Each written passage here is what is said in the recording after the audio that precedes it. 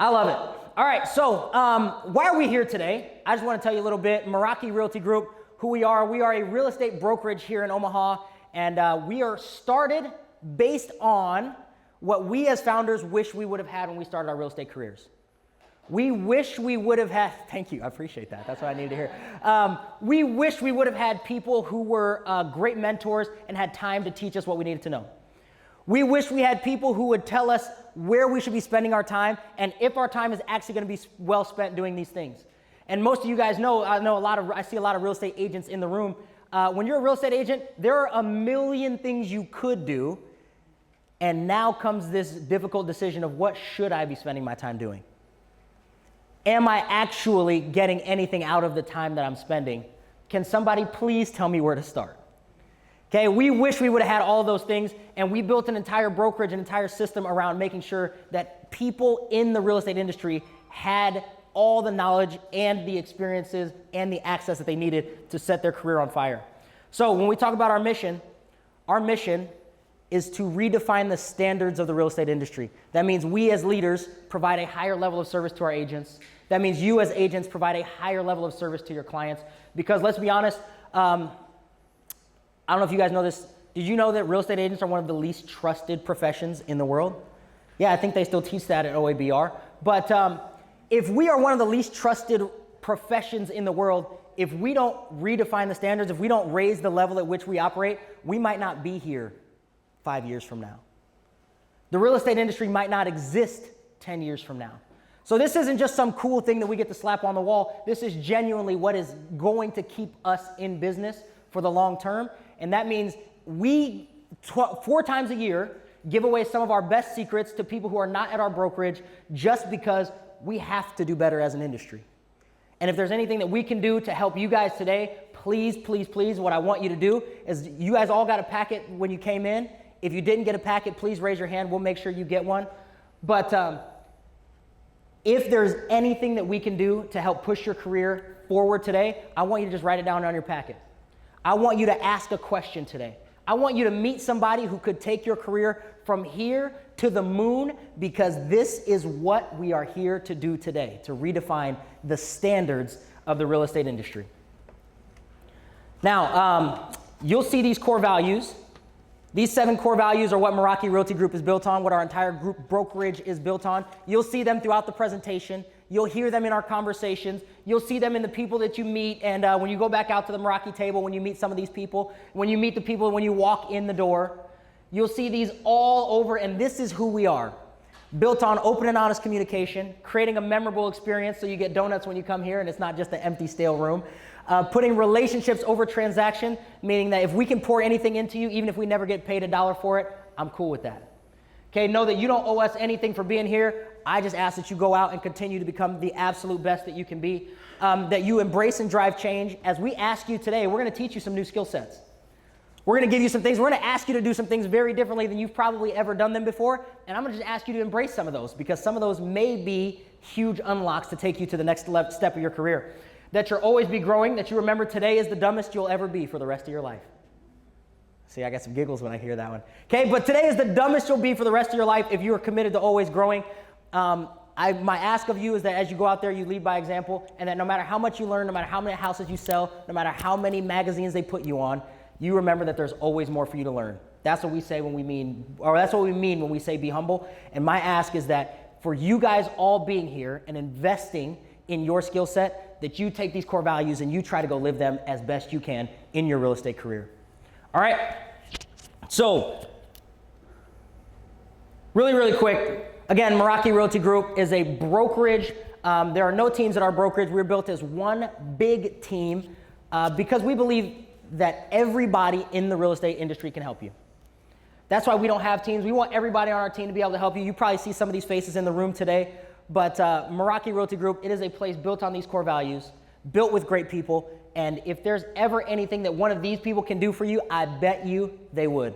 So just want to introduce a little bit of who we are, why we're here, why we bother doing these classes, why we bother inviting all these agents from different brokerages to be here with us. And before I bring out your speaker, I just want to share one thing with you. This is This is one of the things that changed my life, especially my real estate life early in my career. And maybe I'm not alone in this. Maybe you guys share in this a little bit. Have any of you guys ever said this thing and said, I want people to think I'm X? Let me tell you what X is. I want people to think I'm fit. I want them to think I'm in shape. I want people to think I'm wealthy, I'm rich, right? Especially real estate agents, we always get the nice car and we lease one that we probably shouldn't be leasing. And if it's not you, it's somebody at your brokerage or at your table, so be quiet, don't make faces. But I want people to think I'm rich. I want people to think I'm successful.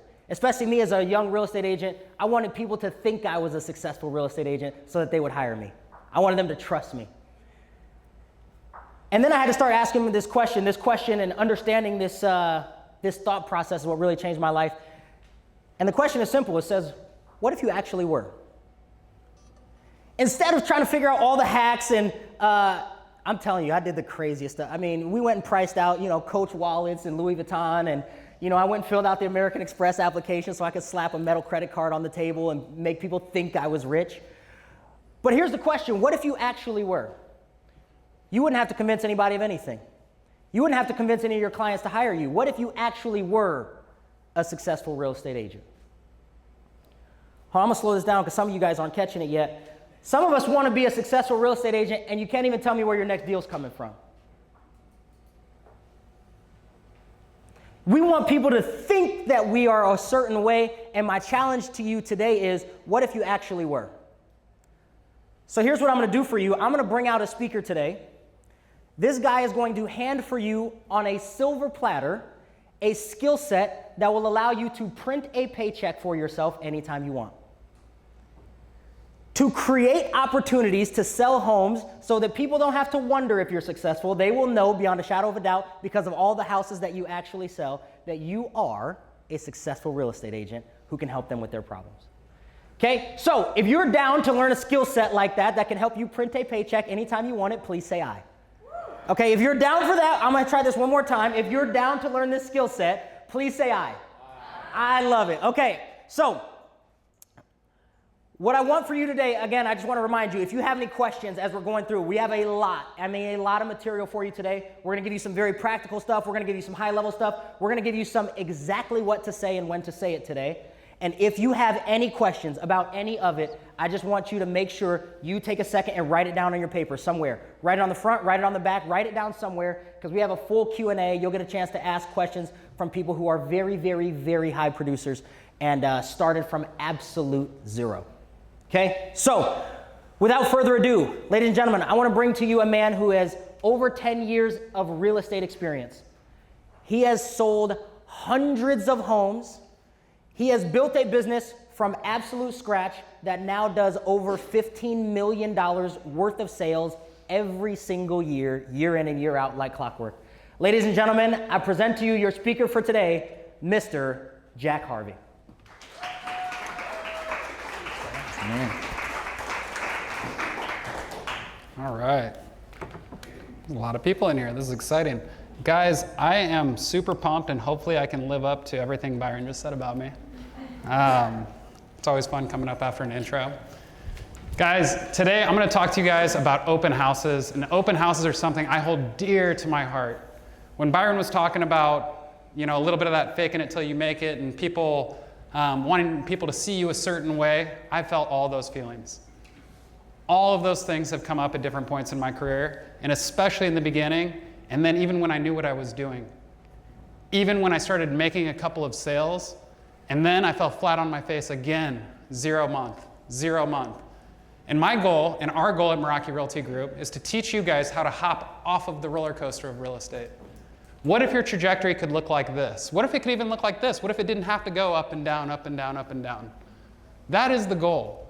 And what open houses have been able to do for my career is put me in a position where I honestly feel like I could move to any city in the country and start over. I honestly feel like if I needed a commission check in 30 days, 60 days, 90 days, yes, I said 30 days. If I needed one in 30 days, I could go do 2 or 3 open houses this weekend, and I could meet somebody and provide enough value that they will exchange their money for my time. And I learned all these skills at a time when I was ready to quit doing real estate. I was done. I thought I was a hack. And I'm going to teach you guys these skills that I learned the hard way.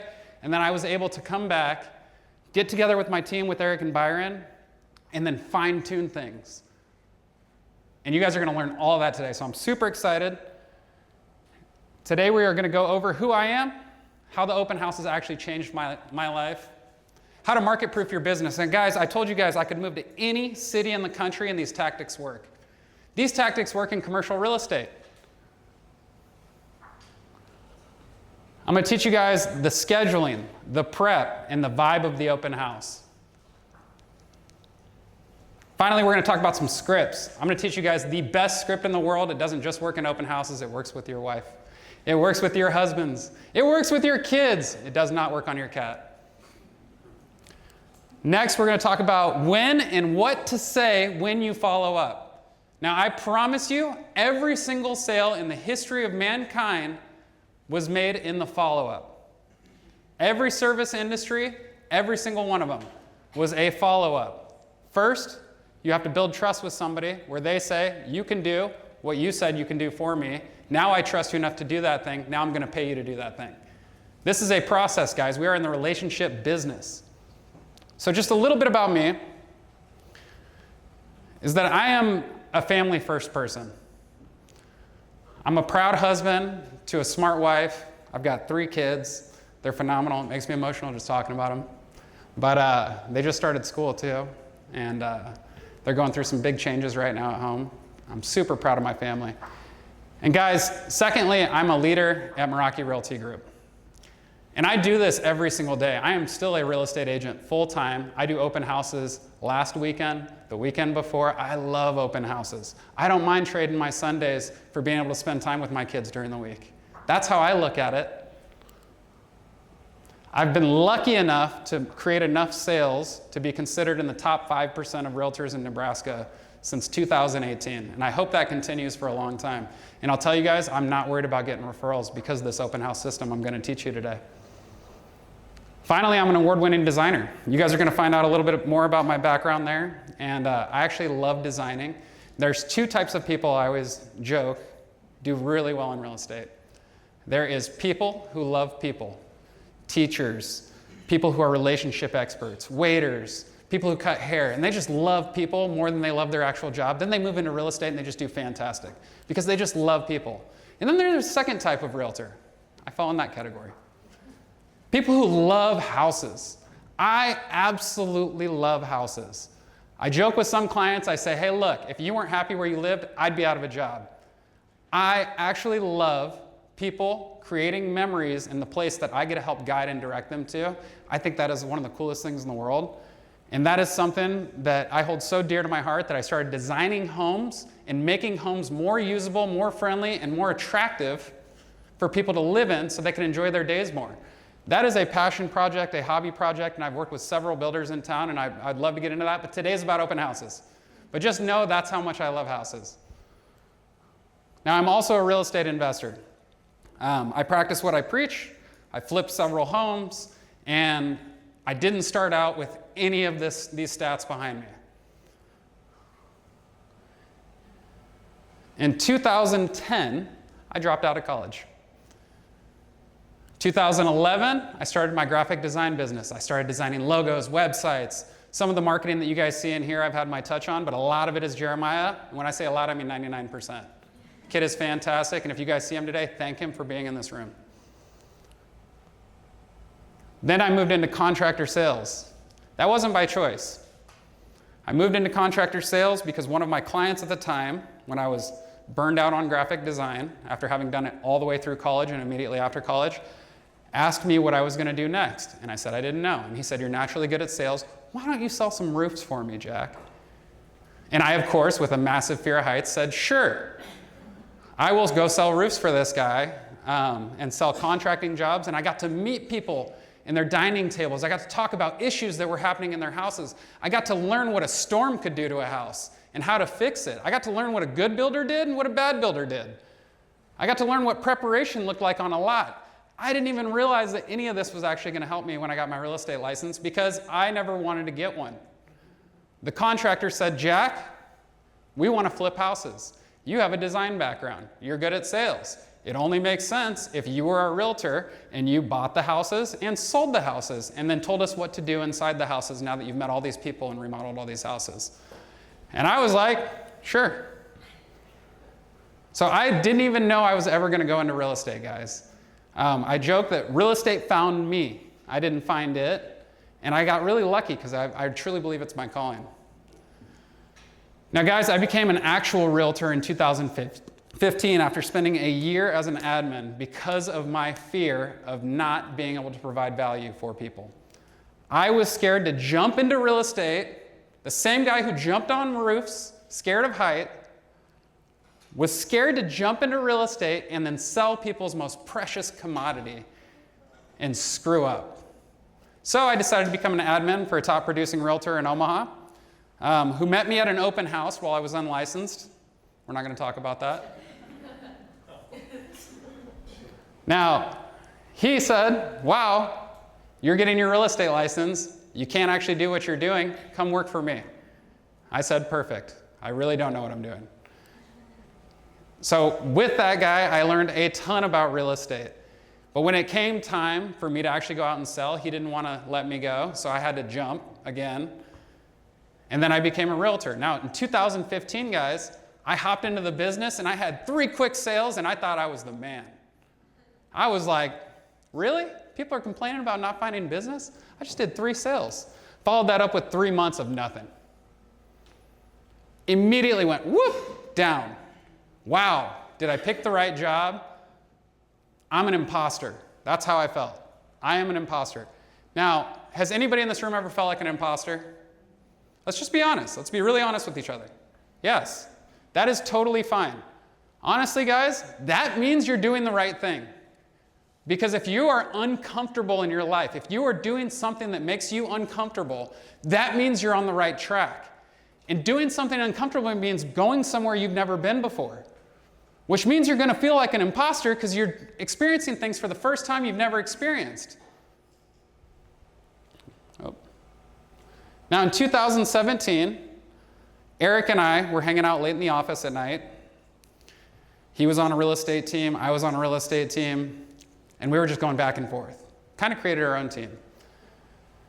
And then I went solo, and then Eric went solo immediately afterwards, and Eric came to me and said, it's time for us to start our own team. And I said, dude, I just figured out what I was doing. Are you sure we can teach other people? And he was like, I promise you.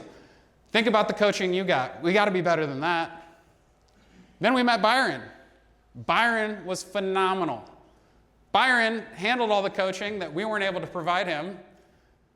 He took all of our training, which was monkey see, monkey do, and then turned it into coaching. That's what Meraki is built on, was this trio. These 3 different personalities that looked at things differently from different shoes, that built this in a way that anybody could step into our shoes at any given time, do what we did, and have success. Now, we were lucky enough in 2024 to break out on our own and start our own brokerage. It was phenomenal. We had built this team up. I don't even know how many agents we have now. I mean, it's wild. I walk into the office, I meet a new agent all the time, and I'm so excited when I meet these people because they all have that same energy, that same glow, and I know that everything that we're about to teach them, if they decide to implement it, they're going to have the same success we had years before we had it. Now, I told you guys I was going to tell you how to market-proof your business, but honestly, oh, you guys can't see the screen.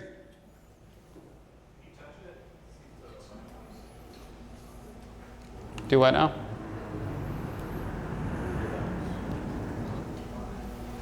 I don't know what to do. All right, I can still present without it, but it's probably be helpful for you guys.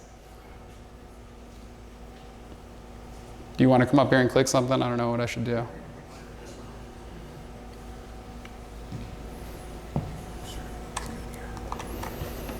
Technical difficulty, that's okay. Oh, looks like it's going to start back up. Thank you, sir.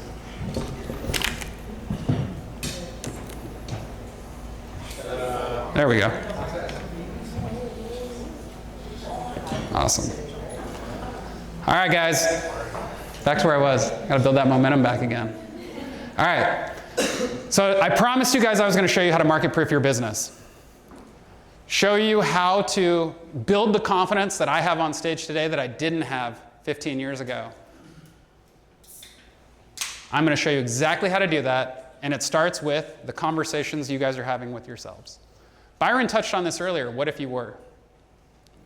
Think about these conversations that you guys are having with yourself, and I want you to understand that today, tomorrow, next week, next month, maybe some of you did this a month ago, but the minute you stop negotiating with yourself is when your life is going to make a huge change.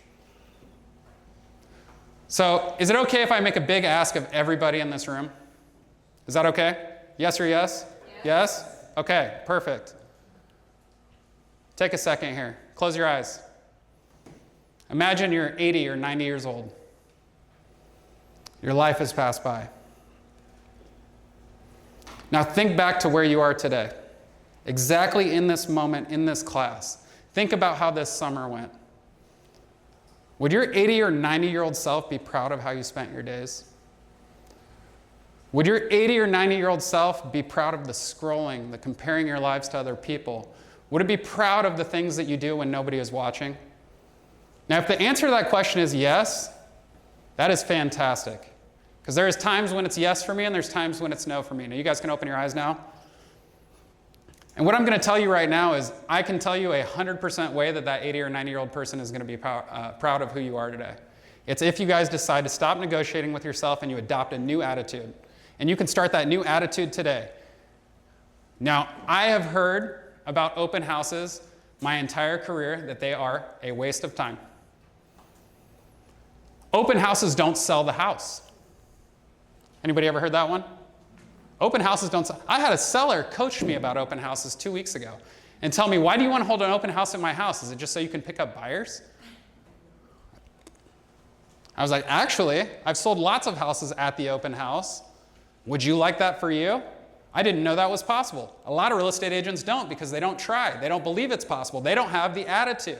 And my attitude at every open house, whether one person comes, 0 people come, 30 people come, is that I never lose. That time is never not well spent. Because guess what I'm doing during that 2 hours if nobody shows up? I'm lead generating. I'm making social media posts. I'm following up with somebody I met at last weekend's open house. I am always utilizing that time. I'm not sitting on the couch. I'm not hanging out on my phone. I'm not doing any of that stuff. I am using that time away from my family to honor my family. And I'm telling you guys right now, you must adopt this attitude. In this business, at home, I never lose. Either I win or I learn. Because I'll tell you, I don't have that many open houses that have 0 people at them because I learn not to do those ones. I learn I should have marketed it a little bit differently.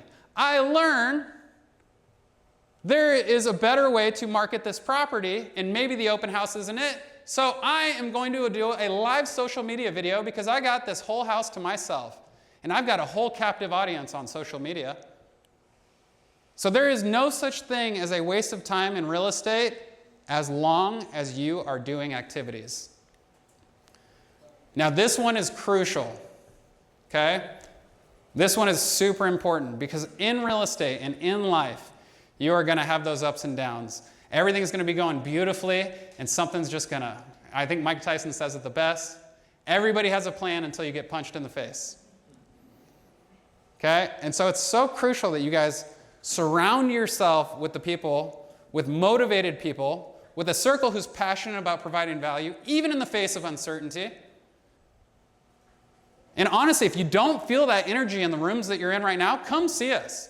I'm not saying we're necessarily the right fit for you, but come see us. We want to help you. We truly do. And if you are feeling that energy where you are, I am so excited to be your biggest cheerleader from across town. I'm pumped about it. Now I've got some stories to share with you guys about some open houses that I think you'll appreciate here. This house is very dear to me. This was a buyer. I'm going to tell you guys a little bit about this buyer here. He was tired of paying rent. Now, if there's a scale of 1 to 10 and there is highly motivated, which is I got a new job and I have to move tomorrow, and if the bottom of the scale is I'm just a neighbor looking at the neighbor's house, this guy was number 2. Who's number 2 or 3? I really like where I live, and I rent in this neighborhood, but I'm just tired of wasting money on rent, so I wanted to see what was out here. I don't even know if it's worth it, Jack. That was this buyer. Guys, I added him to my follow-up schedule. And my follow-up schedule is very simple. You guys can write this down. It works like this. I follow up immediately after the open house. I then follow up again on Monday, because in my follow-up after the open house, I tell them when I'm going to follow up again. I always try to set the next follow-up at each conversation, so that way they know when they're going to hear from me next. Now, what if they don't answer? They don't answer that Sunday, they don't answer that Monday. I move them to every Monday follow-up. Now they're going to get a call or a text from me every Monday. Now, if I get no answer still, because that happens, but that's okay because I'm detached from the process. This guy didn't answer. I move them to every month. Then guess what happens? Finally, they respond and they say, I'm so glad you kept messaging me. I've been so embarrassed, but this happened in my life, and I didn't want to tell you because I really enjoyed meeting you, and yada, yada. Is it okay if we look at houses? You're not mad at me, are you? No, I'm not mad. Come on, guys. But this is what happened with this buyer in Dundee. Now, remember the guy who I told you that was scared of, or was tired of paying rent? He bought this house cash. He bought it cash. 3 years after I met him in the open house, he moved to my 6-month follow-up because he said, I'm good, I'm going to keep renting, and my lease is this long. And I said, perfect, your lease is that long. Is it okay if I reach out in December? Would it be okay? And by the way, whatever they tell you 12 months, cut it in half. If they tell you 3 months, call them in 45 days. If they tell you 30 days, call them every week. Because I promise you, whoever wins the follow-up wins the deal. And whoever they feel the best with that week is going to get it, which might be an agent at an open house that came to this class. Second, I'm going to tell you guys about this buyer who I met at an open house. Now listen to this. True story. By the way, both these transactions transacted in the last year. I met these guys at an open house on my own listing. I put it under contract that day. This is not my listing. The inspection was awful. It was terrible. It was a 100-year-old house, and everything that could go wrong in the inspection went wrong. My seller was very proud. He said, I'm not fixing anything. The buyer said, wow, your seller isn't going to fix anything. Now, most realtors would be like, crap, I just lost this client forever. But you guys heard me say it earlier, I don't lose. I win or I learn.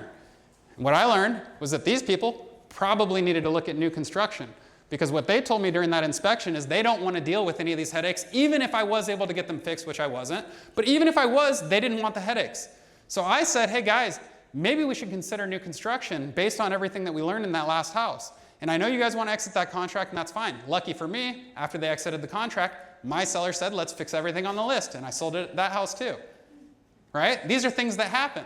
But I didn't get bummed out during the whole process. I don't get bummed out when somebody cancels a deal with me. There's a lot of agents that are scared to make the phone call of, my client doesn't want to buy the house anymore. I'll tell you, if I'm the listing agent, I'm going to be the nicest guy you've ever met. I'm not going to cry. It's fine. It's not your fault. Buyer had their reservations, and that's totally okay. These buyers had their reservations. Now, here's what's cool. They had just got engaged. They both had houses to sell, and they were related to an agent. And they were related to an agent. Now, here's what's crazy about this. I told them to use that agent. I said, you guys should probably go with your nephew, because I don't want to make Thanksgiving awkward. They said, we actually really like working with you, and would you be okay with paying our nephew a referral? He actually has a full-time job doing something else and doesn't even have time to service us. Absolutely, I'll pay him a referral. Sounds great. By the way, me and the nephew are friends now. No problems at all. He's actually referred me a deal. So guys, all of these things happen from that can-do attitude that I told you about that you guys can adopt today. Now, lastly on these stories, I'm going to share this one with you. This was a really fun one. This was a couple that lived, one worked in Lincoln, one worked in Omaha, and I was doing an open house in Gretna, and they came to my open house, which they didn't buy. They were considering it, but it sold to someone else before they could pull the trigger, so I had to make the sad call of, I know you guys really wanted this house, but sellers decided to go with another offer. But guess what? I got another one for you to look at. 3 days later, after I met them at the open house, 2 days after I made the call and let them know that the house was gone, Try to give them a chance to make an offer. They weren't in time. I sold them this house. Now, what's really cool about this house is that I built so much trust in those last 2 stories simply by deciding I'm going to provide so much value, I don't care if they buy, that even when both of these clients were super bummed out, they still worked with me. Even when I had to make the tough calls and the tough conversations of, guys, it didn't work here, but we got this one. Let's go take a look. And I did no pressure. I didn't say you had to buy with me. I said you should buy with your nephew. These guys, I said, hey, it's fine. There is other options out there. If you want to take a look, I'm happy to help. I know you guys are still deciding between Ashland, Gretna, and Lincoln. They even told me, we have an agent for Lincoln, but that agent doesn't want to drive to Omaha. So if we buy in Omaha, will you be our agent? And if we buy in Lincoln, are you okay if we work with that agent? Sure. I'm detached from the process. I'm fine with it, guys. Now, I am happy to call all of these clients friends. And I'm going to get into this in a little bit about making a friend and making a sale, because what's really fun about getting someone's contact information, about following up with them, is you get to hear all these cool stories about their life. And then when they buy the house and you follow up with them again, you get to hear how their life is changing and how the house that you sold served them for so many years. And now, having been in the business for 10 years, I've gotten to witness selling a starter home, selling a 2-story, selling the parents who were downsizing. I've gotten to witness all of these life events. And it's so much fun to hear about them and get advice from them and hear about different industries and different incomes. It is just, honestly, a blast. So when I am making these follow-up calls, I have zero intention, and I'll let you guys in on a little secret. When I make calls about real estate, how much do you think I talk about real estate? Probably 10%, 5%. Might end the call with something real estate related or a follow-up. Might end it with it if it feels like it's okay. Most of the time, I'm just seeing how they're doing. Most of the time, I'm seeing if there's anywhere I can provide value to them. And in all of these cases, all of these people worked with me and were willing to work with me, even though there is 3,000, 4,000 agents in our marketplace, and they could literally walk down the street and throw a football and hit one. They chose to work with me because they heard me speak. They heard me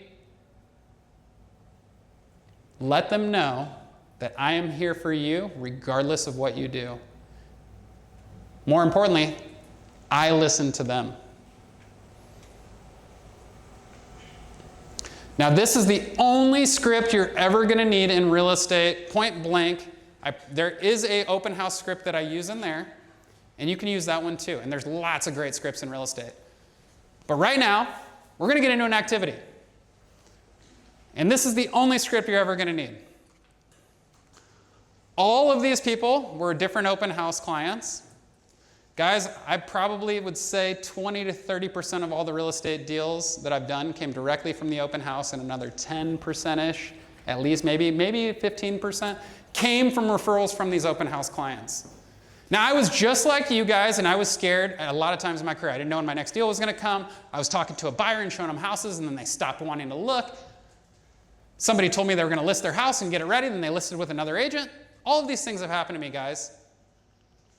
And honestly, it started happening less when I stopped caring and I just thought about value, and I decided it doesn't matter who you work with, but I hope you pick me. And this is how I got it done. This is how people will find out if you're sincere or not. Your ability to ask the right questions and not tell people what to do. Your ability to listen to the answer, actually listen, not just have an agenda and say, I got the next thing ready for him. Look, he just said he wants a 2-story. I know about a 2-story. Yep. Big. Yeah, so I got this 2-story down the street. I've got one for you, actually. I got one ready for you. You want to go look at it? No. Listen to why he wants the 2-story. That's good. I don't need a mic. There we go. Oh, it fell off the clip. That works. Okay. But guys, actually listening to the answers of the clients is so massive. I used to be, I don't know how to say this, but I don't mind putting myself down sometimes. I used to be a person who interrupted everybody I talked to. I couldn't wait to show them how smart I was and how much research I had done and how I was going to help them because I knew so much about something they knew very little about. And I would interrupt people, and I would say, yeah, that's what you want? And everything I just showed you guys before, I'm sure you guys have felt that feeling before. You're like, man, this buyer just keeps talking, but I already know what they want. Do you really know what they want? Do you really know why they want it? So when you guys listen to the answer, I need you guys to repeat and approve the answer. And when you repeat and approve the answer, you're actually going to find out what the next question is so that you can get down to the real motivation. Now, there is a book that I strongly recommend if anybody wants to have their real estate career go further. It is How to Win Friends and Influence People by Dale Carnegie. That is a book that I read every single year. In that book, you're going to learn exactly about this process here. So now, because the screens and the technology and the microphones are falling apart, because we're rocking this stage, I'm going to have you guys write this down. Write it down. Number 1, ask a question. Number 2, listen to the answer. Actually listen. If you feel like you need to talk, take a breath. If you're on the phone, hit the mute button. That's what I do. That's how I keep myself from talking too much. Mute button. Okay, good. Then you're going to repeat the answer and you're going to approve. And it's going to sound a little bit like this. Hey, Jack, we're thinking about buying a house. Oh, you're thinking about buying a house? That's fantastic. What's got you interested in buying a house? Well, you know, our family's getting bigger. My wife is pregnant, and we live in a split entry. Story I hear quite a bit.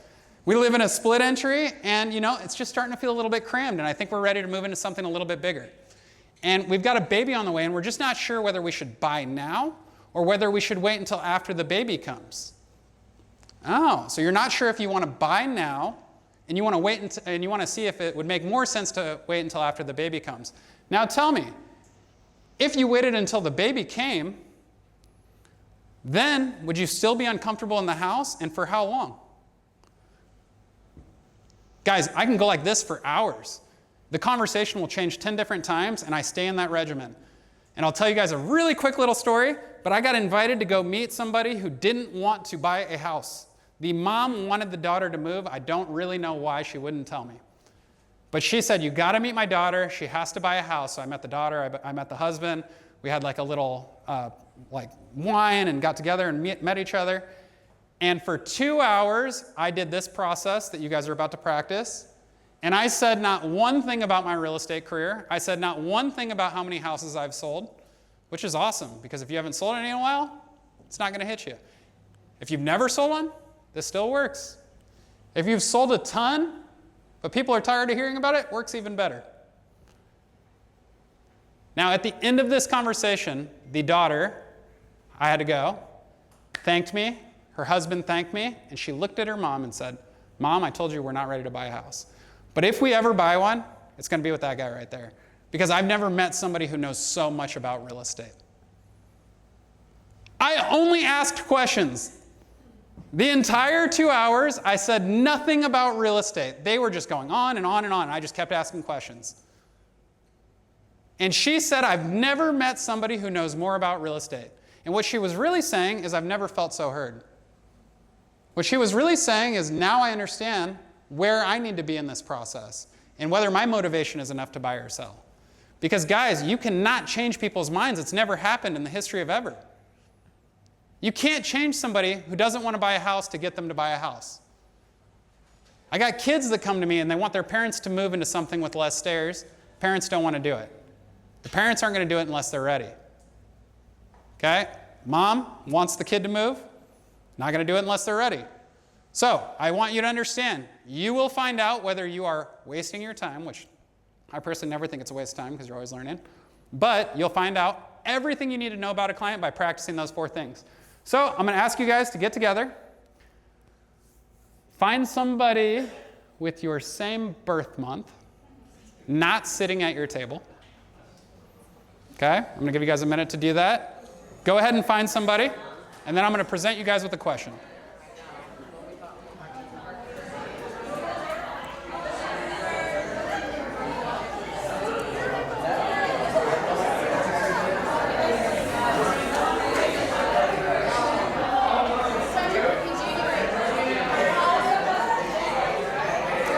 going on? You know, for the rest of the presentation, I don't really need my notes. So. The adapter itself, or if it's. Oh, no, this one doesn't have HDMI. Let me turn this off. Because. How do I turn this guy off? You want it off? No, I don't know. But yeah, I don't know what's going on with it. Ah, it's back. All right, as soon as you guys have found somebody with your birth month, please take a seat with that person at any table. You do not need your notes for this activity, it's fine.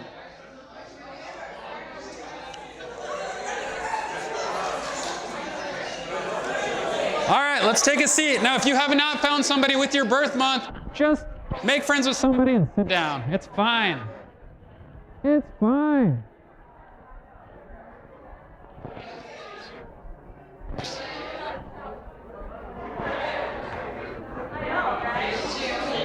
I love the energy in this room. This is awesome. I don't have a partner. You don't have a partner? Does anybody raise your hand if you don't have a partner? There we go. There's one. Oh, look at you guys. You guys are all next to each other. So no more birth months. No more birth months. Just find somebody and take a seat. Thank you, Adriana. If you still don't have a partner, please raise your hand. If you still don't have a partner, please raise your hand. All right, perfect. Everybody can take a seat now.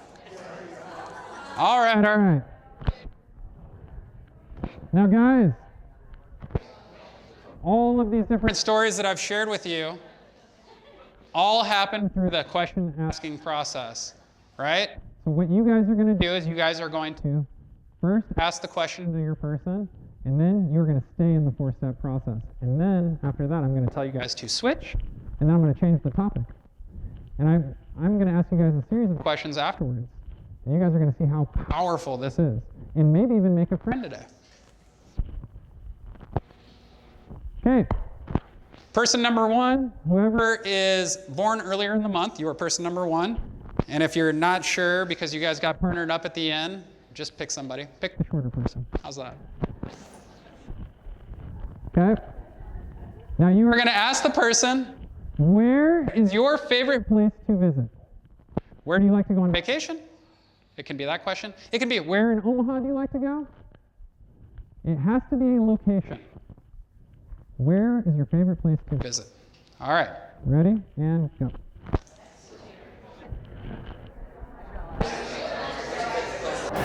Dun, dun, dun, dun. Bum, bum, bum, bum, bum. All right, stop. I know, it's exciting. All right, stop. Gosh, this is so much fun. I love it, because you guys are having as much fun as I have when I have this. Now, I'll tell you, once you get really, really good at this, it is hard to stop a conversation. Your conversations will roll on, and you will never have those moments in open houses or with clients at showings when you're standing there and you're like, so you do like the house. Those moments will go away because you'll know that all I have to do is ask questions. And all I have to do is listen to the answer, and my next question will come. And it's really, really neat once you guys get to know this. Now, guys, there's another book I recommend you guys all reading. It's called Pound the Stone. Pound the Stone. Now, if you're not a reader, get Audible. Fantastic. I like to do Audible, and I like to read the book. Okay? Pound the Stone. I believe it's by Joshua Medcalf. And what you guys are going to find out, and why I taught you guys the 4-step process today, and why it's something that I practice every day, and something that I try to get better at, and when I look back at my conversations, I say, did I follow the 4-step process? No. You didn't do this. You didn't do that. Oh, you didn't repeat. Oh, you didn't improve. Oh, crap. You weren't listening. That's why you didn't know what question to ask. I have to coach myself when I'm doing these things. When I do them at a high level, I walk out of an open house and I'm like, I got everybody's contact information. I just picked up 3 new clients. When I walk out of a bad open house, I'm like, people didn't want to give me their number. I wasn't being a good enough listener. Now, luckily, the latter rarely happens. But now I can ask you guys a question so that you guys can see how powerful this was. Raise your hand if whatever the topic I asked you to start speaking on changed completely to the last thing you talked about. Really? Raise your hand if you learned something more than the place they love to visit or more than their favorite restaurant. Oh, look at all those hands. Isn't that wild? Now here's what's cool, guys, and this is how you can use this in real estate. Remember earlier I talked about all those times when we know more than the client because we're the professional and we see the market and we can't insert our market brain into their heads, but we want to? You can now. Now you have to ask the questions. Now instead of them saying, well, I just don't really like stairs, but like I want to look at this two-story, instead of saying, hey, you said you don't like stairs, let's not look at this two-story, which is very divisive, and they, for some reason, want to look at it, you say, you know, a while back you said you didn't like stairs. And now you're thinking about this two-story, and what's got you thinking about that? You know, Jack, we've been looking at houses with you, 3 of them, and we didn't find what we liked, so maybe a ranch isn't realistic in our price point. So now we want to look at a two-story, even though we're probably going to be unhappy there. They don't actually say that part. Even though we're probably going to be unhappy there and want to sell that house with you in 3 years and buy another one with you. Now, as much as I would love to do that, I am more honored when people stay in their house for longer because I did my job the right way the first time. So I look at that as a sign of I did my job correctly, how long they stay in the house and how long it sits there. And I know life is going to happen. I know their family's going to grow. I know their family's going to shrink. I know this is going to happen, and I'm going to have another opportunity at helping them. That is how it works. So keep in mind what you guys were doing today, and you guys were doing this for the first time, so I'm sure not everybody was polished. There's times when I'm not polished. But if you guys go home and you practice this, watch you get what you want from your spouses. Now, my spouse is so used to hearing this now that when I start doing this, she says, you want to go play golf, don't you? And I say yes. And she goes, go ahead. Because now I feel heard. Okay? So this does work all the way. Now I'm going to teach you guys the nitty-gritty, some of the things that are actually going to get people to your open house. And the first thing you have to do is schedule the open house. Now we're going to start with finding the open house. Start with listings at your very own brokerage. It's a lot easier to explain to somebody why the marketing on your sheet matches. Oh yeah, you guys can go back to your seats. Sorry. Sorry. Go ahead and go back. You guys want to take notes? I'm very grateful you guys actually wanted to take notes. That's awesome. Okay. All right. So, finding the open house. Start with listings at your team, on your brokerage. Start with your own listings. If you cannot find one at your brokerage, you can hold a open house for another brokerage. I've done this many times. It's not that scary. It's totally fine. It is better, though, when your marketing matches their marketing. That can be a little confusing. Some agents, like myself, I'll tell you, take my name out of my listing sign in front of the house. Go ahead and put your name in if you want. Go ahead and put your directionals out if you want. You want to put your name directionals out in the neighborhood before the open house on one of my listings? All the power to you. Some agents won't want you to do that. So just keep that in mind. You might have to ask that question. Now, the best time to do an open house for me, because I live in Valley and I service the Elkhorn, Gretna, Bennington, West Omaha area mainly, is Sundays. It's 1 to 3. It's the time that most people expect. Now, I also get listings in Papillion and Bellevue. They often do open houses on Saturdays. So if I get a listing over there, I might switch my Sunday for a Saturday. Now, if I want to do 2 open houses in one day, I will do one from 11 a.m. to 1 p.m., and I will do my second one at 2 to 4 p.m. Now, guys, all of this stuff that I'm teaching you comes from a time in my career when I was about to quit, and I was doing 3 to 4 a weekend, month over month over month over month. I have probably done more open houses than houses that I've sold, which is wild. A lot more. Now, I do a lot less open houses than houses I sell. And I still do them 2-3 times a month. Make sure it is in the MLS. There's nothing like showing up to the open house and you got crickets, your signs are out there, you ask people how they came in. That's in the script that's in front of you guys. And they say, well, I followed the directional, I followed the directional, I followed the directional. You're like, that's weird. I haven't heard Zillow once today. I haven't heard Realtor.com. I haven't heard all the common ones that I hear. And then you look on Realtor.com and the dang thing isn't even in there. Guys, if you post it on the MLS, it's going to syndicate to 400 plus websites automatically. I don't just put it in the MLS, I put it in the description below. Because I don't know if you're on Zillow or Realtor where it's going to pop up and say this is when the open house is. But I know if somebody's interested in the house, they're going to read the description. So I get a lot of people on that. Remember to delete that out of your comments after the open house. Before the open house, typically by Thursday, sometimes earlier than that. Normally when I have a listing, I have my for sale signs placed all around the neighborhood. I have a ton of them. I put them everywhere. I'm like literally in the neighborhood. People will call me and they'll say, I just saw your for sale sign, Jack. Wow, you sold a ton of houses. And I'm like, oh, that was 7 signs around the same house. But yes, I sell a lot of houses. I thank you for calling me. What do you need? All right, back to the questions. Okay? Now, I typically, on Thursday, have the open house Sunday 1 to 3 sign, which is a topper that sits on top of the sign. I switch that out on the day of the open house, when I'm on my way to the open house. I normally like to arrive about 15 minutes, 30 minutes early, and if you really know me, I run these 5 minutes early. Okay? And I switch all the signs out, and I switch them to open now.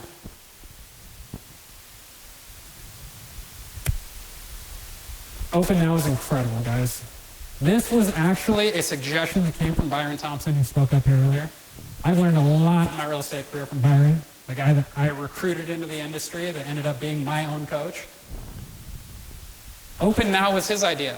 He said, guys, have you ever noticed when you're in an open house and the open house closes at 3 p.m. and people just keep coming at like 3:15 if you don't have a sign out front that says open Sunday 1 to 3, and it's just online and people just keep popping through? What if our signs didn't tell them what time they could come in, and it just said it was open right now? And what if somebody who was driving around the corner didn't think they had time to go home and put the groceries away or go pick up a kid and then forget about the open house? What if we created some urgency in the minds of clients and they saw a sign that said, this is open right now and my chance to see it is now and I have to take it? I wonder how much that would change how much traffic we got at houses. And I said, Byron, it's crazy enough it might work. Byron started doing it before me because I'm a little bit hard-headed and I like to see stuff work a little bit before I do it, as most of us do. And Byron was getting amazing results. I said, give me those open now signs, dude. Then I started doing it. Now, be careful. Do not schedule showings immediately after your open house, and you shouldn't anyways because I'm going to get into the driveway follow-up in a second. But don't do it, because when you start using this open now sign, you might be at the house for 45 minutes after the open house ends. Now let me know. Does anyone in this room want to turn down opportunities on the day they've chosen to accept them? No. Nobody wants to turn them down. So why not invite more? And that's what the Open Now sign is going to do for you. It's going to create urgency and it's going to keep people coming. It is one of the greatest items that has come out of the Meraki Realty Group brainchild, I'm telling you. Now, what do you bring to the open house? You're going to bring a seller's disclosure statement. You're going to write, please do not take on top of that seller's disclosure statement. Ask me why. Why? I need a little bit more energy. Ask me why. Why? Okay, the reason why is because when you write do not take on the top of it, nobody actually wants to sit at your open house and read through every single page, but now you have given yourself a reason to get that person's contact information and send them that seller's disclosure. Why print out everything they need and not have a thing that you can provide more value on? Hey, if you're interested in the house, I see you looking at the seller's disclosure. I know it can be annoying to read all those tiny letters. You want me to send that to you so you can look at it on your phone? 10 property flyers, 10 plus. Depends on the house. Some house, you might have 30, 50 people come in. I don't care if I run out of property flyers, because guess what I say again? Guess what? I ran out of flyers today. This came from a time when I went to the office to print flyers before an open house and the printer was broken. And I was like, crap, I'm going to look so unprofessional. I don't have my client detail sheets. I went to that open house. I absolutely killed it. I told everybody my printer was broken, and then I would send them the information. I got more contact information that day than I'd gotten in weeks. It was awesome. I said, you know what? Maybe sometimes I won't bring these. Maybe sometimes I'll bring less. So, about 10 is good, because you want to have a couple for the first people that walk in. Now, there is no need to bring the following items.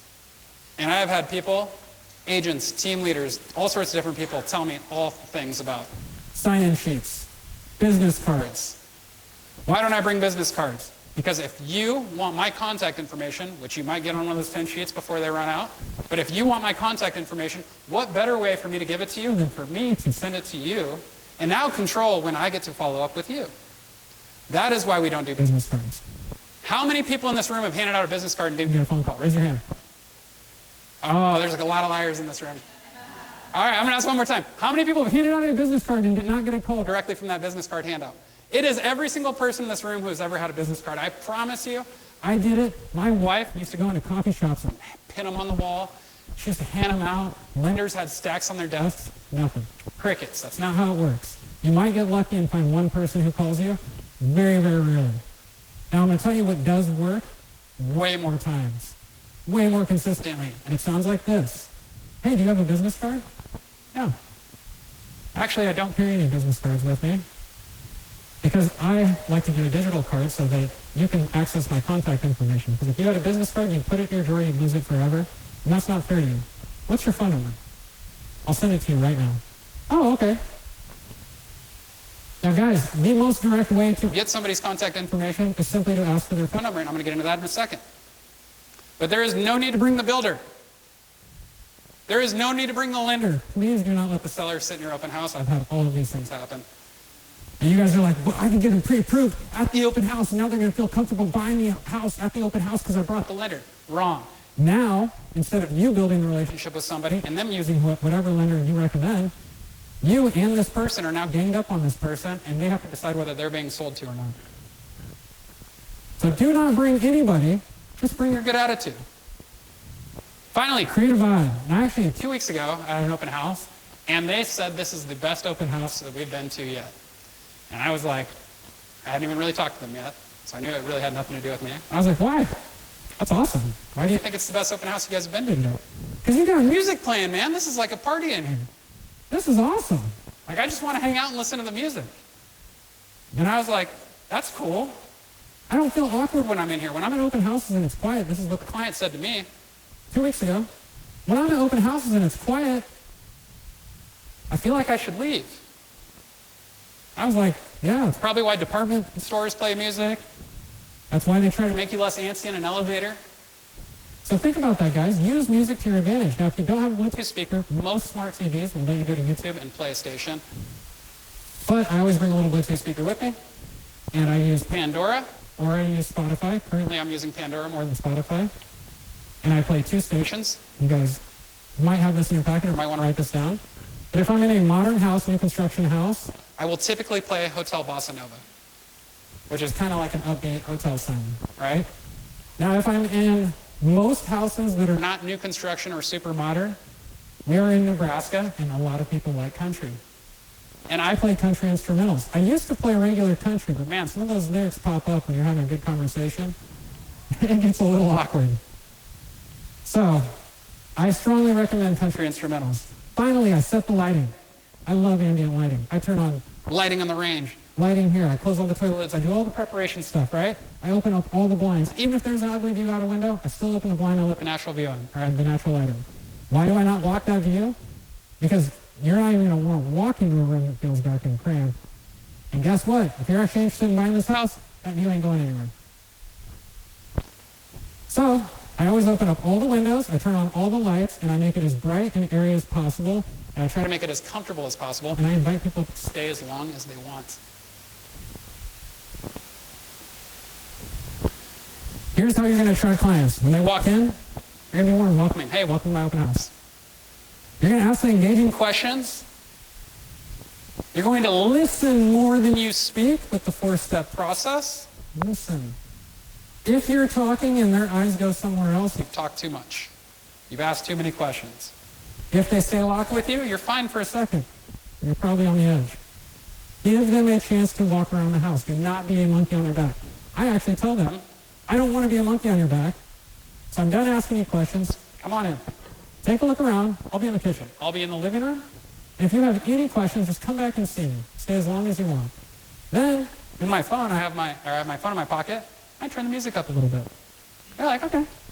They walk around, they always come back with a question.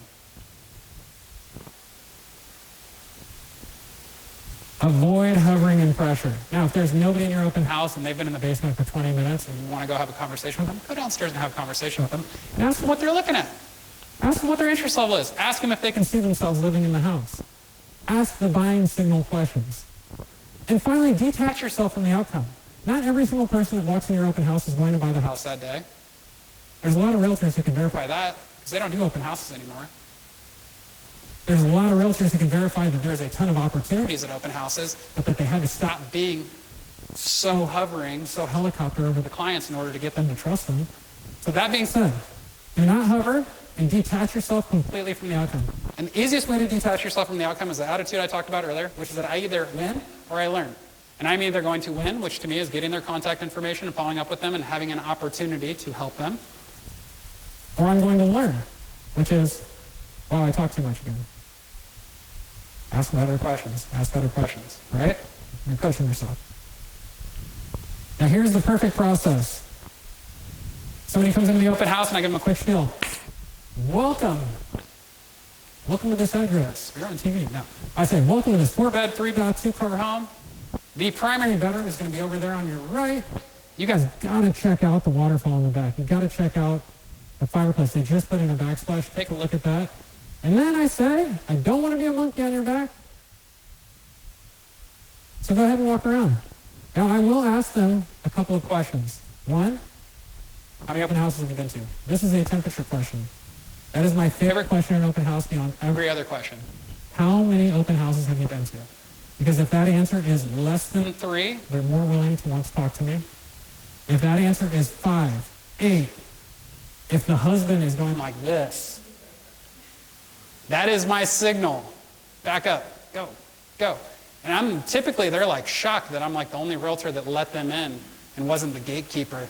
You must talk to me to enter. They're typically shocked. And I learn all of that through that temperature question. Okay? So you're going to let them roam, you're going to ask questions, and you're going to be direct. When the time comes and you hear the buying signal, when you hear them say, yes, I am interested in this house. Yes, I can see my furniture there. My kids would love this room. Can I bring them back to look at it? You are going to be direct. Stop selling. You do not sell houses. The houses sell themselves. You are simply the guide in the transactions. Stop selling. Yes, your kids are definitely going to love this house. They're going to love those big rooms, and they're going to love this and love that. What time do you want to come back? They hate that. Clients do not like that. Okay? Now, when you ask for contact information, I'm going to ask everybody to repeat this at the same time. It is very simple. It is so simple, and it is only 5 words. It is, what is your phone number? That's it. There is nothing else. I've heard this come out every single way. I'm going to send you a CMA on the house that you want to sell, and the only way I can do that is if I get your email. Can I have your email? Would it be okay if I had your phone number? That way I can keep in touch? Guys, there's a million ways. I'm going to tell you right now, when you get good at this question, what is your phone number? People will answer right away. And sometimes they'll be talking about the house they love and all the other information, and you'll have to ask again, what is your phone number? Sometimes they'll say, I don't give my phone number out. And I say, I completely appreciate it. I wouldn't want to give my phone number out to a stranger either. Tell you what, I'm going to be the only one who texts you, the only one that calls you, and the only way I can help you is if I have your phone number. Would it be okay if I had your phone number? That's it. So you're going to get no's, and all these no's are going to cause you to learn how to get yeses. And lastly, the most important part of this entire thing, well, second most important part, I would say number 1 is asking questions. Number 2, the most important part, which is follow up. There is no reason to spend all this time away from your families, away from the people who love you, if you are going to go out there and get contact information and then not follow up. And you're going to get bummed out. And you're going to say, Jack, it's been 3 weeks. Jack, it's been 3 months. Jack, it's been 2 years. Then, once you start doing it regularly, you're going to call me and you're going to say, Jack, guess what happened? I've been following up with this guy for 2 years. I've probably spent 30 total minutes on the phone with this guy, and he actually bought a house with me. I did what you said, and I followed up every 6 months, and he actually bought a house with me. I would rather have more of those stories. Now think about how many of those you can stack up and what your years could look like moving forward if you had a lot of those stories. What if your conversation sounded like, I met somebody at the open house on Sunday, and they bought on Friday. They happened to have cash, and they closed in 2 weeks. Those are stories that come from my life that I would love to hear from your guys'. That being said,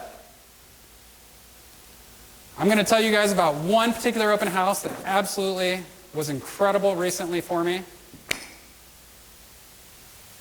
I met this couple at the open house.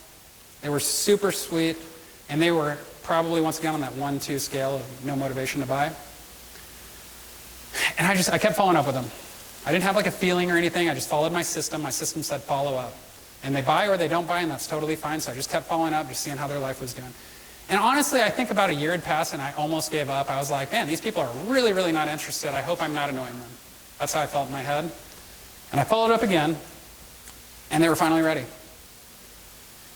And all those follow-up calls, which probably amounts to about 7 or 8 follow-up calls since the day that I met them, resulted in them selling their house with me, them then purchasing their dream house with me, which then they decided to sell their backup lot with me. Oh, picture's gone. But they decided to sell their backup lot that they had. That's part of the reason for their low motivation. They wanted to build the whole time, but didn't want to wait for new construction. So when I found them the house that they were looking for and they didn't have to build, I ended up getting 3 deals out of it. And I had no intention of pressuring them to do one thing or another. I let them make all the decisions, and all I did was ask questions, and they came to their own conclusions. And I'm happy to say that through all of these, the commissions were pretty big. It was a lot from a simple 10-call follow-up system. So finally, I'm going to give you guys this driveway follow-up, and this is where I'm going to end it today. This changed the trajectory of my career. This one is a Eric Carahair special. If you guys want people to actually pick up their phone, you must become experts at foreshadowing the process. That means that you will tell them when you will reach out to them. You will say, at the open house, is it okay if I call you after the open house? Hey, I'm going to send you a text after the open house. Are you available tonight at 7? Would it be okay if I called you? If their motivation is high, you should set up the call. If their motivation is low, say, would it be okay if I stayed in touch? It's totally fine. But you must foreshadow that you are going to reach out to them. And I now sometimes will tell them, when I send you my contact information, send me back all of yours. And they will send me their digital card, because that's the world we're living in now. Now, the driveway follow-up is so crucial, and the reason it's called the driveway follow-up is because you cannot leave the driveway of the open house until you have done it. Because I promise you, everybody has a plan until they get punched in the face. You heard that earlier? And when you get that call after that open house, or somebody wants to go see a house, you will not do the follow-up. So you will make this commitment to yourself. All of the people I meet at the open house, I will follow up with in the driveway before I leave the house. This will increase your amount of open house deals, and I hope you guys all have some of the success that I've enjoyed, that I will continue to enjoy because I continue to practice what I preach. And if you guys need anything at all, you guys can reach out to me, you can email me, you can call me, my phone number is all over the internet. Please do. I'm happy to help you guys. And thank you guys.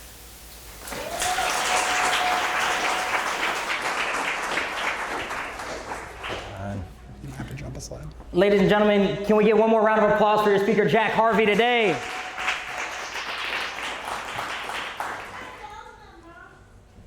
You want your mom on stage? She can come up here. We got another mic. No, I'm just kidding. All right, ladies and gentlemen, I am so pumped that you guys got a chance to hear all of that. I just want to share a quick story. Early in my real estate career, my very first day, I was trying to impress everybody. I got there early, and long story short, nobody was there to help me. I sat around all day waiting for somebody to come teach me. So I finally go waltzing down to my broker's office, and I was like, what am I supposed to do? And he was like, well, go sell houses. It's like, who do I sell a house to? He was like, anybody. It's like, where do I find the people? At an open house. When do I do an open house? On Sunday. Dude, it's Monday at 2 p.m. What am I supposed to do all week? And he was like, I don't know, go ask your team leader. I went and asked Jack Harvey, and he walked me through that entire methodology. The methodology that he had started to put together that was starting to generate him results, that had helped him break into new price points and do all of the things that he has just kind of walked you guys through. He walked me through that. And very, very quickly, my very first client came from an open house. I got my first buyer and listing from the same person, and it was all based on exactly what he was telling me. So my ask of you guys is, as you guys got to hear some of those tactical things and some of those exact words that you should be using in all of those situations, my ask is that you just go use it. Because I'm telling you, there are tremendous opportunities walking past you every single day, every single hour you're sitting in those open houses, and you might as well take advantage of it because you're already in the position to be successful. Okay? So before I bring these guys back up, we're going to do a little Q&A. So if you've got questions, all you have to do is raise your hand. We will call on you. You'll ask your question. We'll repeat it on stage, and we'll make sure we get you guys some answers from a couple of the top producers. In your packet, you'll see this towards the second last page, we've got another masterclass coming up. We're opening it up to all real estate agents. We're opening it up to every professional in the real estate industry. Just making sure that you are prepared for 2027, because I promise you, nobody gets anywhere they want to be on accident. You're not going to stumble into a career that you're really proud of. You're going to have to get there by intention. So every year we host this goal setting workshop to help craft your intentions very, very specifically and set yourself up for 2027. So if you'd like to come to that, we'd love to have you. It'll be right here in the same place, easy to find and easy to RSVP. You've got the QR code right there on your sheet. Okay, and I want to give one last thank you to our sponsors, Accent Insurance, Villa My Home, Minuteman Press, 10 Man Movers, and Olympus Closing, as well as the fine folks here at Relevant that let us borrow their space to put these events on. Can we just get one quick round of applause for our sponsors?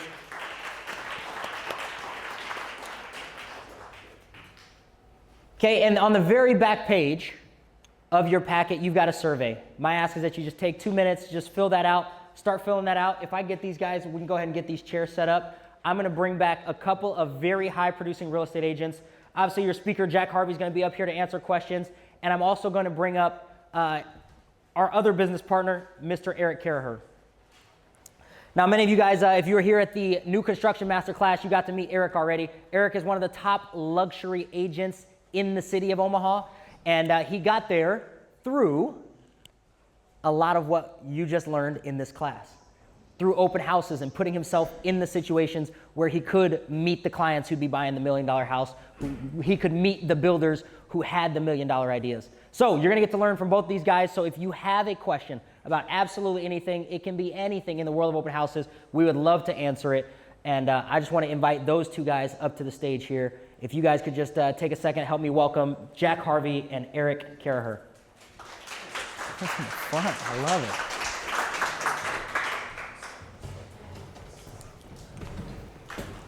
Jack, I know you did a lot of talking. How's your voice feeling? Are you doing okay? I feel great. Still feeling good. All right. I love it. We had a couple of questions come in. So if you have a question, again, raise your hand. But I want to get through a couple of these that were submitted from people that RSVP'd. And I would just ask either one of you guys, whoever wants to go first on this one.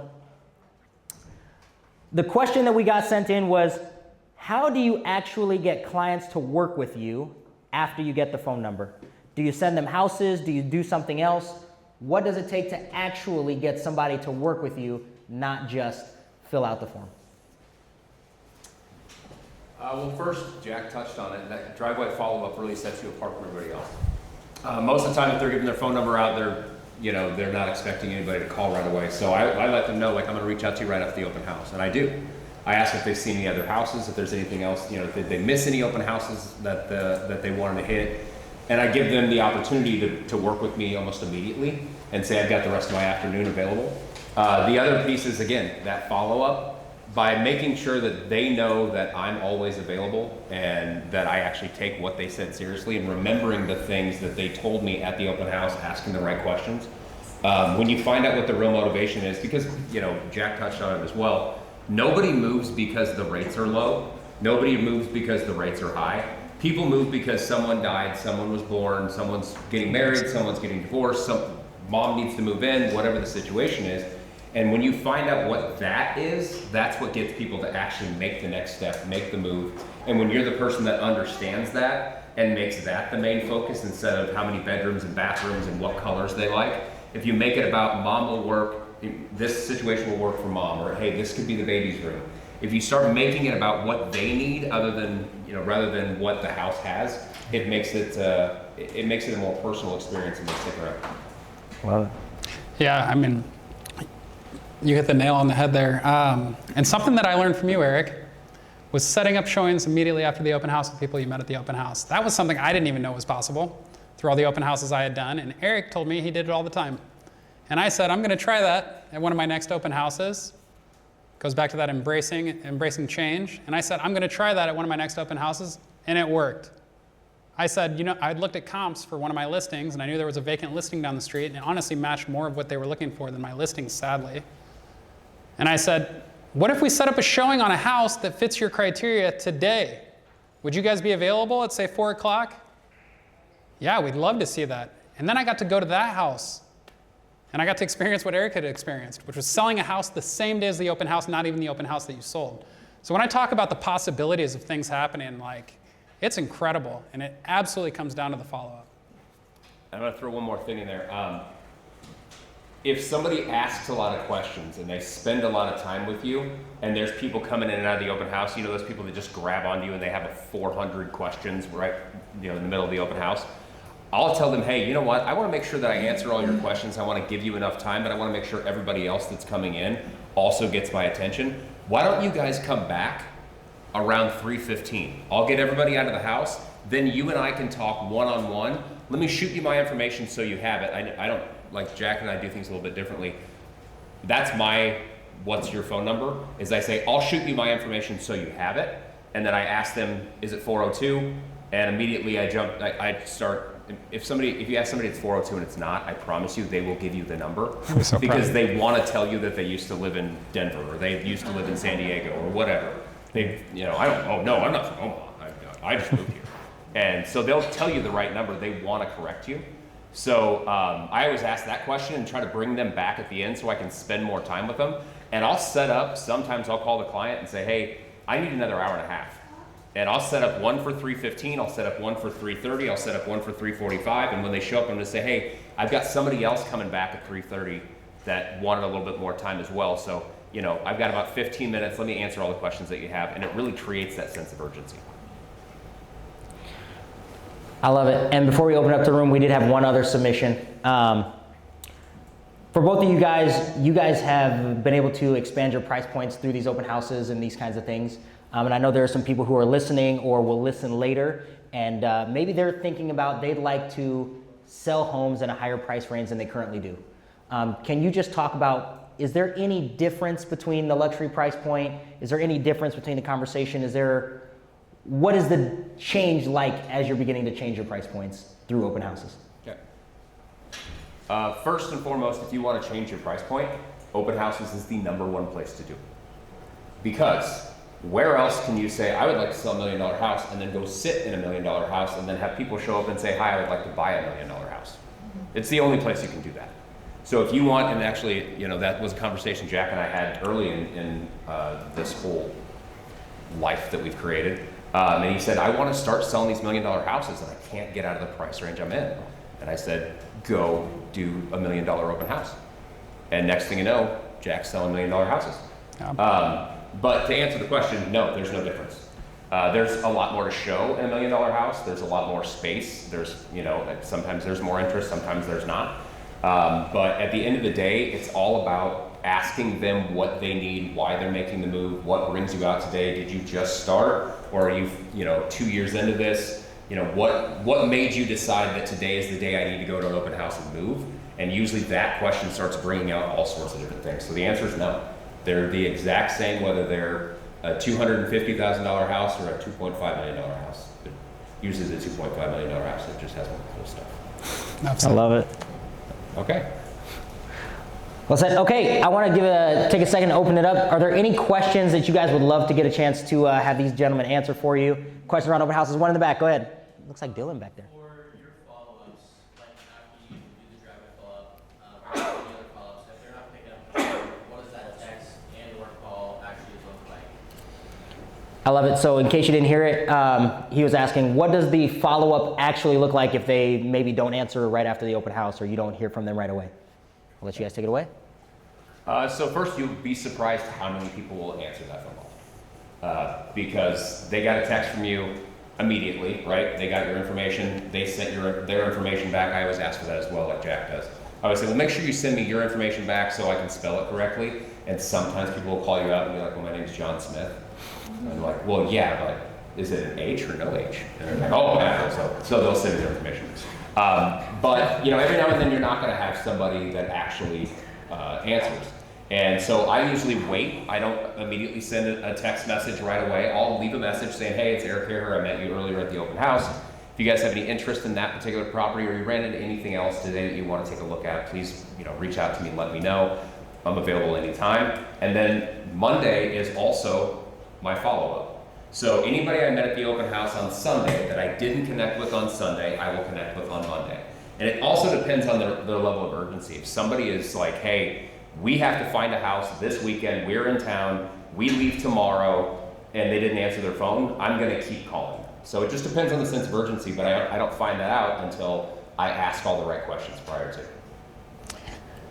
100%. And honestly, Byron coined the phrase Money Mondays. And I talked to you guys earlier about how follow-ups are going to be the difference maker in your career from today until forever. You must pick a day where you do not let distractions come in the way of your follow-ups. You must pick one. I don't care what day it is.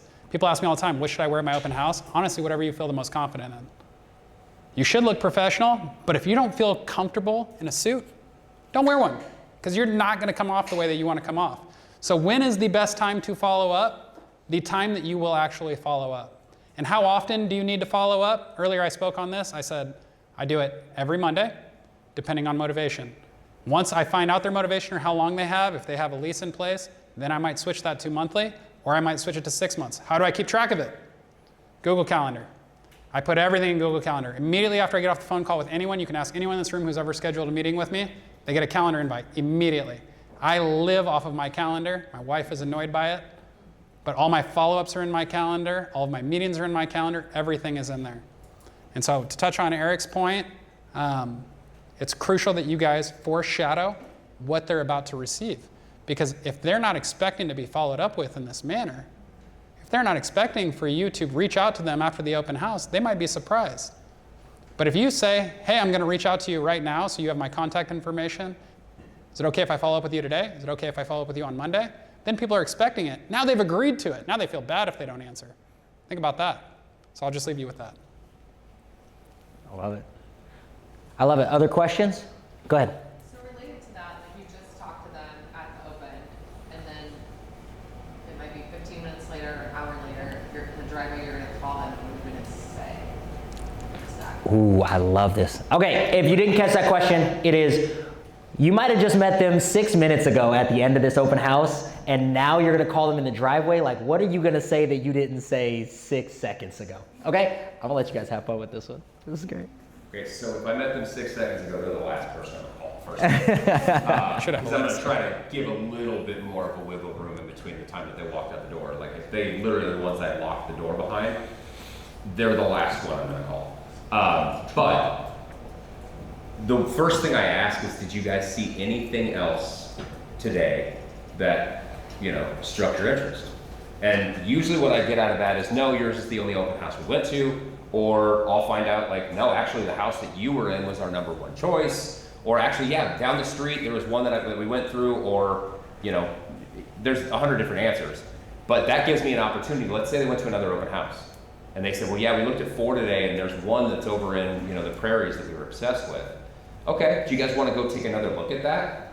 Get a better feel for it so you're not rushed through an open house, get your own time, and we can kind of talk about the logistics of the house and, kind of what next steps would be. I'd be happy to set up an open or a showing for you within the next hour if you'd like.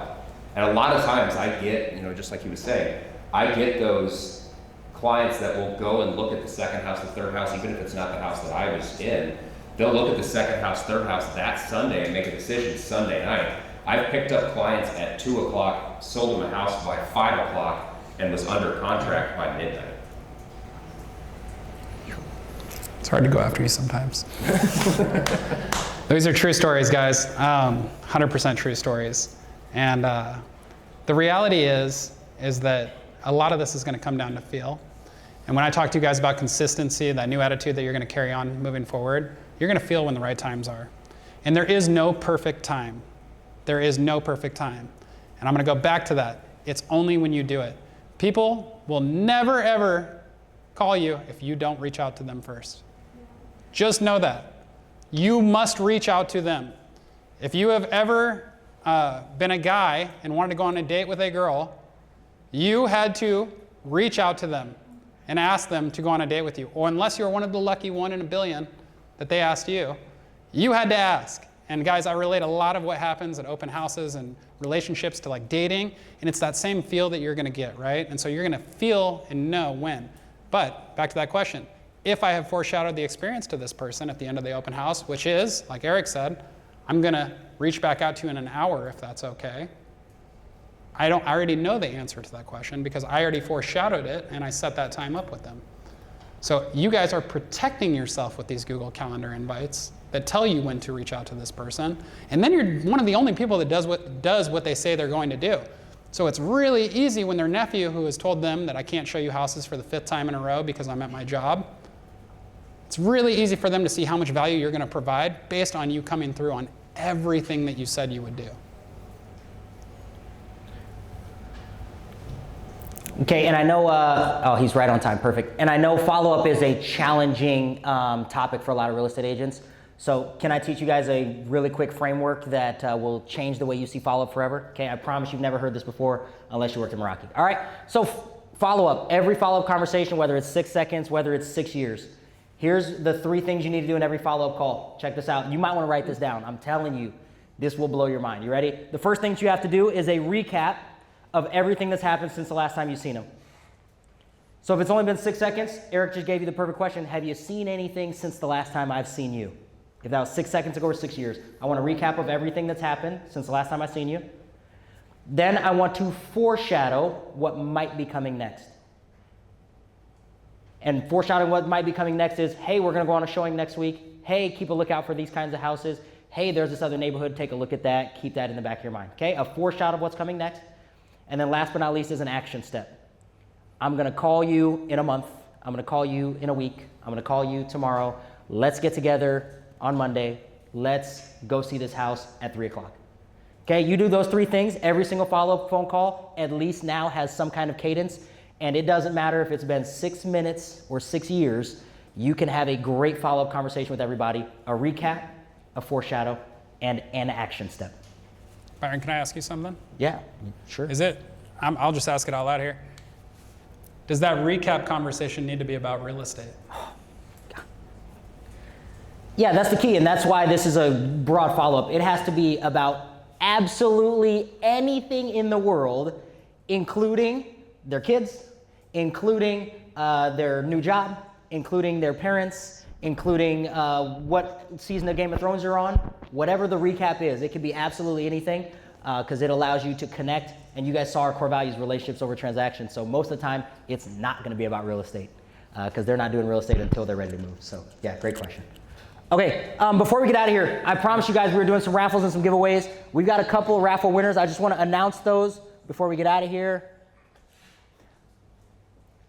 Love it. They gave me names I can pronounce. This is so good. All right.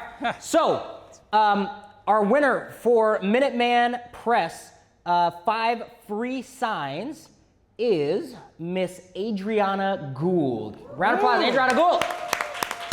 All right, make sure you go see Eric before you get out of here. He is out there and he's got signs ready for you. And then Accent Insurance is sponsoring a brand new TV. Brand new TV is going to Angie Bellina. Angie Bellina, you got a brand new TV coming for Accent Insurance. Love it. Accent Crew, wait, raise your hand one more time so Accent Crew can see you. They're going to get you a TV today. Ladies and gentlemen, I want to thank you guys so much for being here. If you have a question that didn't get answered, Jack mentioned he would be happy to help answer any questions that you've got. Eric would also be happy to answer any questions that you've got. So make sure you come see us out in the hallway. Get our phone numbers. We're available on social media. You can direct message Meraki Realty Group with any questions you've got, and we'd be happy to get you any info that we can to help you. All right? Thank you so much for being here. Have a great weekend. Thank you.